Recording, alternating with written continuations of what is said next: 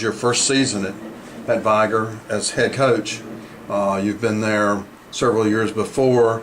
You're filling big shoes for Coach Gary Stevenson. He's been at Vigor a long time, very successful stay. And there's been some other prior experiences from Vigor coaches being very successful. Mm-hmm. How does that feel to you, and what does it mean to you? Well, it's a pleasure to be there. It's an honor, really, because they have had some great coaches throughout the years. And so, it's a blessing. It's a great place to be. Of course, there's a lot of talent there. There's a high expectation. The kids really work well. So I'm just proud to be in this spot, and I'm going to enjoy it. Great. One of the things I noticed in listening to the four young men you brought with you today and talking about some of your other players is the high level of talent at Vigor. And you talked about being recruited, you wear the green jersey, you're going to be recruited. I kind of looked at that as an outsider. Is that a reward or a burden for a coach? Does it change your expectations a lot? Well, I look at it as a reward. You'd rather have talent's the most important thing into winning football games. Obviously, it's not the only thing, but it's the most important thing. And so, we're blessed with that talent up front because that's the thing that you have the least amount of control over too. So we have that. And it's fun to win football games. I'd be a football coach no matter where I was. I just want to coach hard, and I want my kids to play hard, and that's what I judge them off of. But obviously, it's fun to win the game.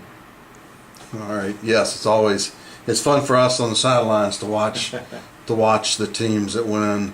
It's always more fun during playoffs when you can root for your local team.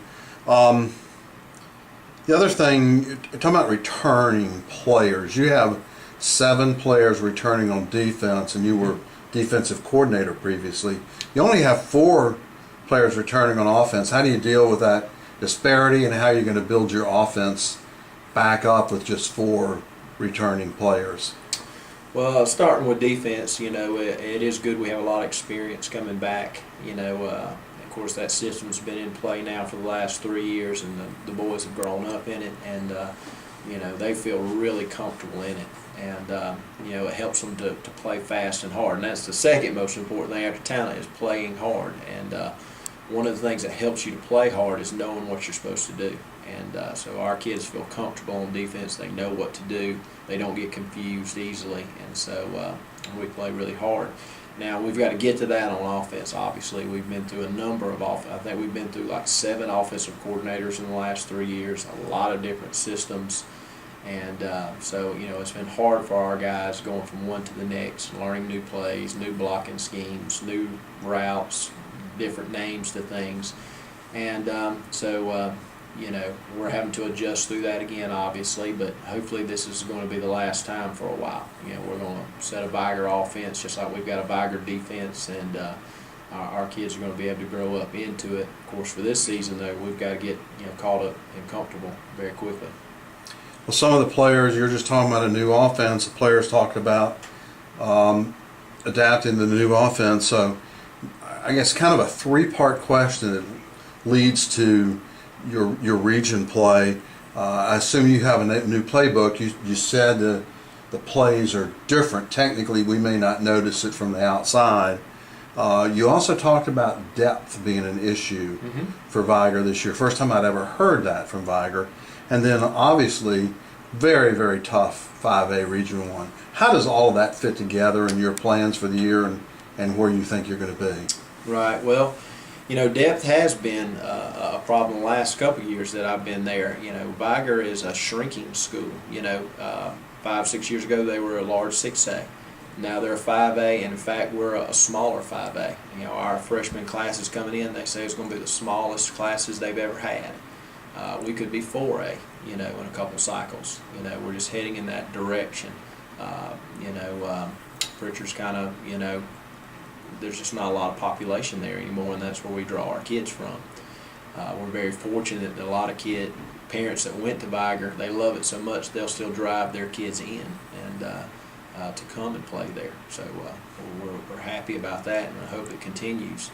But with these smaller numbers, you got a Spanish Fort who's probably going to be 6A next year. and so they may have twice the population that we have. So, you know, we're going to be stretched thin, of course, with injuries and stuff, playing that tough region. Guys get hurt. We've already lost Deshaun. And so our guys are going to have to learn to play multiple positions, and they've done that before in the past, but every year it's been more of the same. And so we're trying to teach our kids, especially our older guys, both sides of the football, so that they would be ready in case injuries do start to mount up. You know, we can still put a really good player on the field. Okay, let's one final question. It's your non-region play. Region play's tough. You've got St. Paul's and I was going to say Vigor. Vigor's always tough. Yeah. St. Paul's and Spanish Fort, a couple of top teams. But you've also got some tough non-region opponents you're going to play. You're opening with Davidson. And talk a little bit about your non-region schedule. Yeah, we open with Davidson, and I really, really love playing them, and we've never beaten them. You know, as long as I've been there, they've beaten us every year in that first game. 2 out of 3, they beat us really well, but they really prepare us for the season that's to come. You know, we get a lot out of that game when we go back and fix. You know, they'll have twice as many kids on the sideline, 3 times as many coaches over there, and they're always well prepared going into the season. And so it is you know, although it's a real season game, I almost treat it as a preseason game. You know, it's a game for us to get better, and we really improve from that game to the next game every year we have. You know, our kids can come back and see the mistakes they've made. Humbles you a little bit, obviously.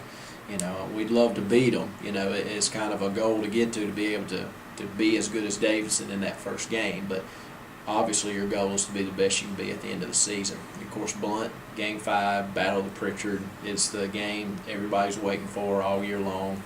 You know, 10,000 strong every time we play them. And, you know, all our kids know their kids, and it is just a big, big football game. Very, very important. And it's tough for us. We've won the last, you know, several years now.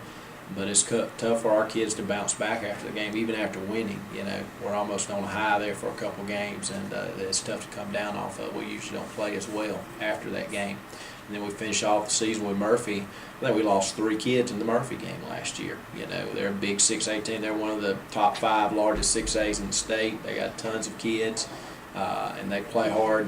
Unfortunately for us, they weren't in the play. They were 6-4 last year and weren't in the playoffs. So that was their championship game. You know, they were like, hey, this is our last game. We had games to go play and knew it, and they knew that was their last one. And, buddy, they came out, you know, and like I said, we lost 3 kids in that game, you know, and here we are going into the playoffs. So it is a tough, tough schedule to survive and do well in. And but I think ultimately it makes us better in the end. Well, thanks for your time, Coach Johnson. That was Coach Ashley Johnson from Vigor High School.